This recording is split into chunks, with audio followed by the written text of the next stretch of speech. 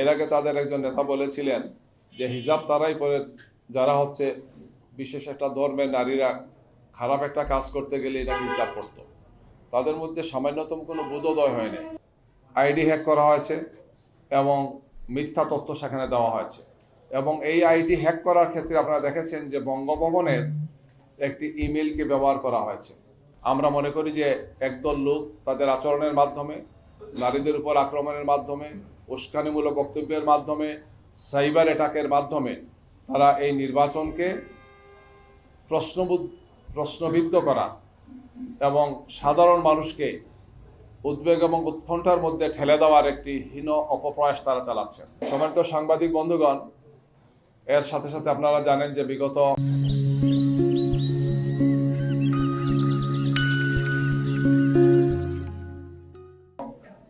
কয়েকদিনে 17টি জেলার 33টি জায়গাতে বিভিন্নভাবে সন্ত্রাসীরা এবং বড় একটি দলের নেতা এবং কর্মীরা উস্কানি দিয়েছেন আমাদের মহিলা বা নারী কর্মী যারা ভোটের জন্য কাজ করছেন, তাদেরকে হুমকি দিয়েছেন, তাদেরকে অশালীন মন্তব্য করেছেন এবং তাদের প্রতি এমন সব আচরণ করেছেন, এমন সব কটূক্তি করেছেন যেটা কোনো সুস্থ মানুষ এটা কল্পনা করতে পারেন না।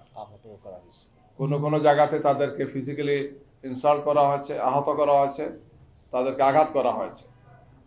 গতকালকেও একজন শীর্ষ নেতা বলেছেন যে মহিলাদের বুরকা নিয়ে তিনি কমেন্টস করেছেন যে হিজাবগুলো ইলেকশনের সময় একটা দল নাকি, আমাদের কথা তিনি বুঝাতে চেয়েছেন যে এই ধরনের লক্ষ লক্ষ হিজাব বা বুরকা তৈরি করা হচ্ছে। নির্বাচনের দিন এই সমস্ত হিজাবগুলো খুলে দেখতে হবে, চিহ্নিত করতে হবে। এর মাধ্যমে নারীদেরকে একটি ভীতিকর মেসেজ তারা দিচ্ছে। নারীদের জামাত ইসলামের প্রতি যে বিপুল সমর্থন আমরা দেখতে পাচ্ছি, আমাদের জনসভাগুলোতে, আমাদের সবগুলো মিটিংয়ে যেভাবে নারীরা আলহামদুলিল্লাহ আসছেন, এটা দেখেই তাদের মাথায় সম্ভবত বড় ধরনের কোনো চাপ পড়েছে। এই জন্য তারা নারীদের সাথে এই ধরনের আচরণ করছে গিয়ে একটার পর একটা ঘটনা ঘটে যাচ্ছে, কিন্তু এরপরে তাদের সামান্যতম কোনো বোধোদয় হচ্ছে না। বরং উল্টো আপনারা দেখেছেন যে যেখানে আমাদের আমিরে জামাত ডক্টর শফিকুর রহমান এবং আমাদের অন্যান্য নেতৃবৃন্দ নারীদের প্রতি সম্মান মর্যাদা রেখে কথা বলেন এবং আমরা আমাদের সবগুলো বক্তব্যে নারীদের জন্য আমরা কি করব, আগামী নির্বাচনে জনগণের সমর্থন নিয়ে যদি আমরা নির্বাচিত হই, তাহলে এই সমস্ত অত্যন্ত দায়িত্বশীল সুলভ কথা বলছেন গিয়ে। এবং যে কথাগুলো আমরা বলছি এটা এই দেশের নারীদের প্রত্যাশাকে সামনে রেখে আমরা কথা বলছি। সেখানে উল্টো তার আইডি হ্যাক করা হয়েছে এবং মিথ্যা তথ্য সেখানে দেওয়া হয়েছে।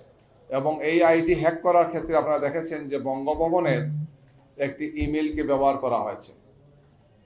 এইটা একটি জাতির জন্য খুবই উদ্বেগের একটি জায়গা যে এই ধরনের সুসংরক্ষিত জায়গা থেকে যদি এই ধরনের আক্রমণ হয়, তাহলে জাতীয় নেতৃবৃন্দের নিরাপত্তা কোথায়? সাইবার নিরাপত্তার ব্যাপারে আমরা উদ্বিগ্ন। সরকারকে, নির্বাচন কমিশনকে এই ব্যাপারে দায়িত্বশীল ভূমিকা পালন করতে হবে। রাজনৈতিকভাবে বড় দলের নেতারা, শীর্ষ নেতাদের পক্ষ থেকেও এমন সব কথাগুলো বলা হচ্ছে যেগুলো দেশবাসী প্রত্যাশা করে না। আমরা আশা করব যে নারীদের ব্যাপারে সম্মান এবং মর্যাদা রেখে আমরা চলব এবং আমাদের ব্যাপারে এই ধরনের অন্যায় অভিযোগ, অসত্য অভিযোগ, মিথ্যা অভিযোগ যারা করছেন, আমরা দেশবাসীকে নিয়ে তাদেরকে মোকাবেলা করব। প্রিয় ভাই এবং বন্ধুগণ, আমরা একটি সুন্দর সুষ্ঠু নির্বাচনের জন্য পুরো জাতি উন্মুখ হয়ে বসে আছেন।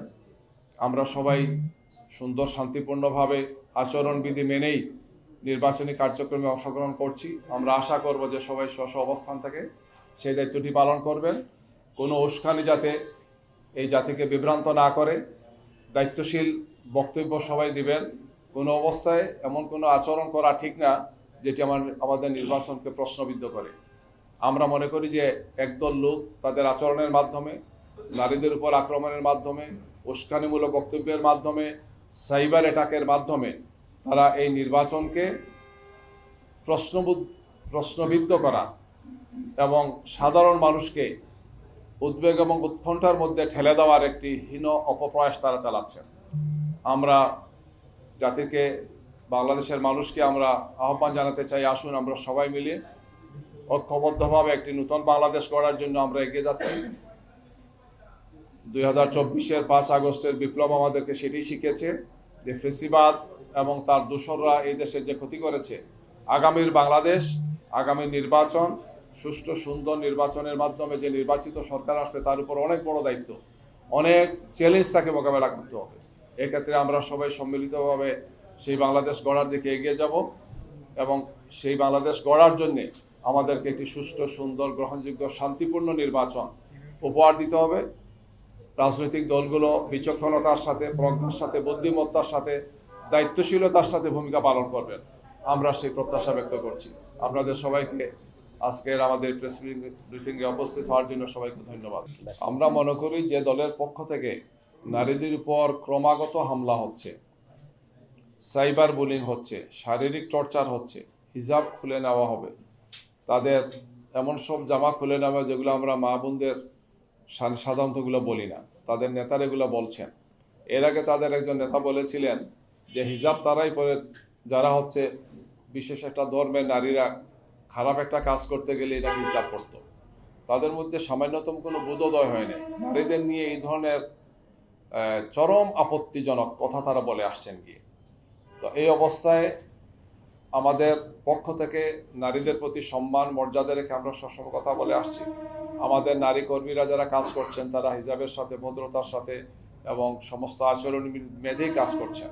এরপরে তাদের উপর একের পর এক হামলা হচ্ছে এবং এই সময় এই প্রেক্ষাপটে এসেই এই ধরনের একটি পরিকল্পিত এবং ষড়যন্ত্রমূলক কাজ করা হয়েছে, যে আমাদের আমিরে জামাতের টুইটার অ্যাকাউন্টটাকে হ্যাক করা হয়েছে এবং সেখানে যে পোস্ট দেওয়া হয়েছে সেটা বোঝাই যাচ্ছে যে এই সময় নির্বাচনকে সামনে রেখে আমাদের অবস্থানকে প্রশ্নবিদ্ধ করা একটা অপপ্রয়াস।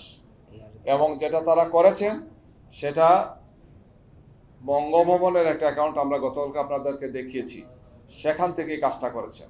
অর্থাৎ বাংলাদেশের এই সাইবার সুরক্ষা ব্যবস্থা কে বা কারা এখানে এগুলা করছে এই সব কিছুই তদন্ত করে দেখা উচিত। আমরা মনে করি আমরা জিডি করেছি, আমরা সংশ্লিষ্ট আইন শৃঙ্খলা বাহিনীর কর্মকর্তাদের সাথে যোগাযোগ করেছি, তারা তদন্ত করছেন। আমরা মনে করি যে দ্রুত তদন্ত করে যারা এর সাথে সম্পৃক্ত সংশ্লিষ্ট ছিলেন আছেন তাদেরকে বের করে আনা, তাদের পরিচয় বের করে আনা, আইনের মুখোমুখি করা, যাতে ভবিষ্যতে এই ধরনের কারো, জাতীয় নেতৃবৃন্দ নয় কারো, যাতে এই ধরনের কোনো তার নিজস্ব যে সমস্ত আইডিগুলো আছে, যে ধরনের আইডি আমরা ইউজ করি না কেন, কোনো আইডি যাতে এই ধরনের হ্যাক করে জনমনে যাতে কোনো বিভ্রান্তি তৈরি করতে না পারে, আমরা সবাইকে ব্যাপারে আহ্বান জানাচ্ছি। আমরা এখনো অপেক্ষা করছি, ওনারা বলছেন যে আমরা এই ব্যাপারে তৎপর হয়েছি, যেহেতু এটা একটা টেকনিক্যাল ম্যাটার। সাইবার এই সমস্ত টেকনিক্যাল বিষয়গুলোর জন্য বাংলাদেশে আছেন, তারা চেষ্টা করছেন।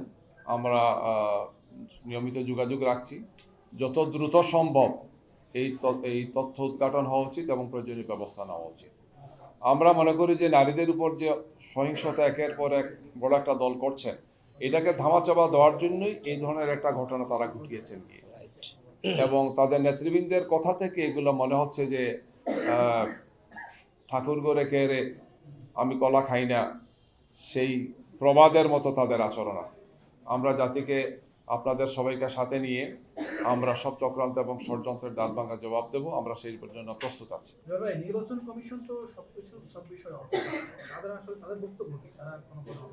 নির্বাচন কমিশনে আমরা গিয়েছিলাম, আপনারা জানেন গতকালকে আমরা নির্বাচন কমিশনে গিয়েছিলাম জামাতের 6 সদস্যের নেতৃবৃন্দ, যেখানে আমাদের কেন্দ্রীয় মহিলা দায়িত্বশীলও ছিলেন। আমরা এই কথাগুলোই বলেছি। আমরা তাদেরকে অনুরোধ জানিয়েছি, বিশেষ করে এই পয়েন্টে নারীদের সাথে যে আচরণ হচ্ছে সেটা ওনারা তদন্ত করবেন বলেছেন। একই সাথে আমাদের আমিরে জামাতের টুইটার অ্যাকাউন্ট হ্যাক হওয়া সহ আমরা এটা বলেছি যে এটা খুবই ভয়াবহ একটি বিষয়। জাতীয় একজন নেতার টুইটার অ্যাকাউন্ট হ্যাক করে তারা যা করেছেন, এটা পুরো দেশবাসীকে হতবাক করেছে কি। এই ধরনের কার্যক্রম থেকে বিরত রাখার জন্যে ওনাদের নিজস্ব একটা সেল আছে, সেই সেলকে অ্যাক্টিভ করা, ভবিষ্যতে যাতে আর কারো এই ধরনের কিছু না হয়। আর যারা করেছেন, কারা করেছেন, সেই সমস্ত বিষয় তদন্ত করে ওনারা যে জাতির সামনে যেতে সেটা স্পষ্ট করেন। আমরা এটা জোর দাবি জানিয়ে এসেছি।